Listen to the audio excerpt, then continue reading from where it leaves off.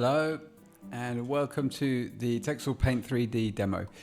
Here is a little model I've made in Cinema 4D that you can see. It's very low poly. It's just kind of extruded cubes and things like that. It's not the greatest model in the world, but you can see the setup there.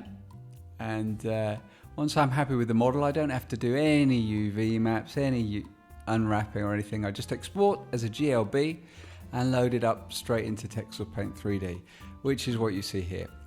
So now what I'm doing is, well, first of all, I'm just adjusting the wireframe color so I can see the polygons more clearly. And then my next task is to decide what kind of palette I'm going to use for this model. You can see that there's a bunch already within the software, but you can obviously make your own, import one as an image or import them as palette files, or you can even create your own within Texel Paint. There's a palette creator built in.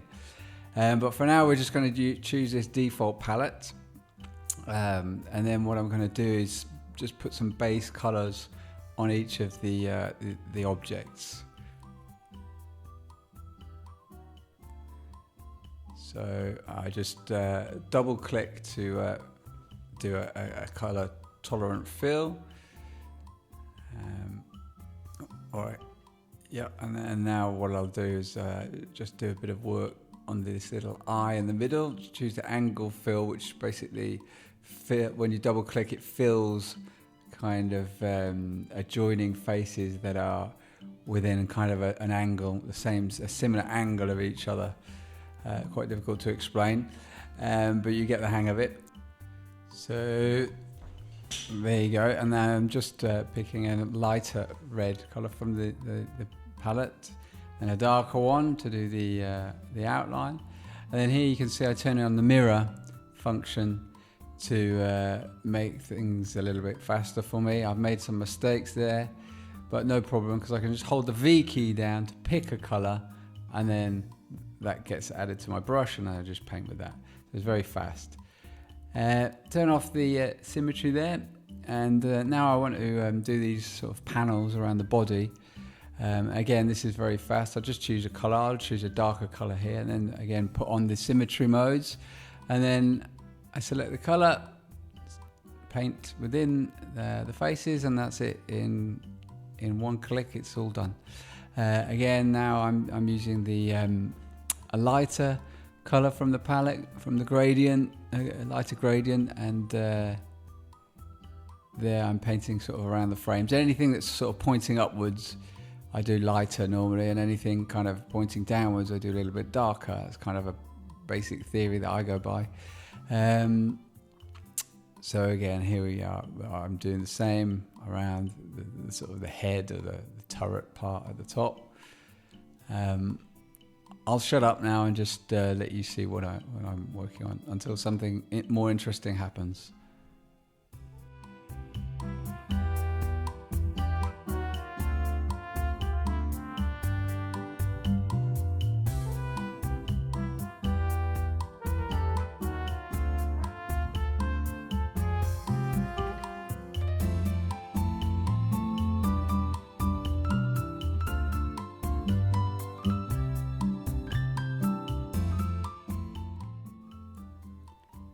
So around about now, you'll be able to see another different feature.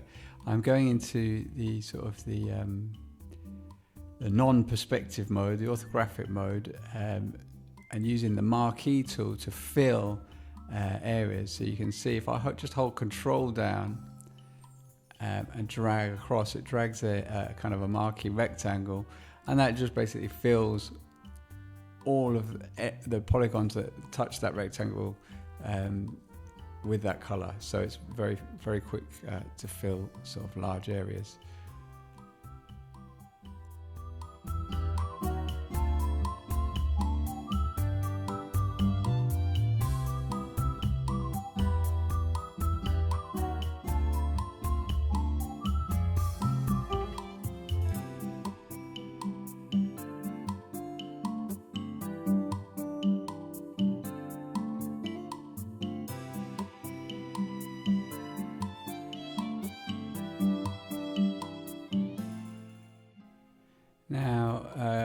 here what I'm going to do is I want some kind of different distribution on top of the guns. So what I'm going to do is divide the polys, and I don't actually have to take the model back to the modeling program. I can just simply hover over a poly and hit the E key, and that divides the polys like this.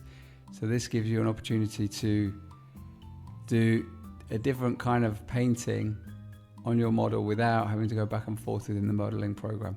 Obviously it adds additional polys, so you've got to be careful with this, but you can see you could, there's a lot of things you can do with this. You can also rotate individual polys with the R key.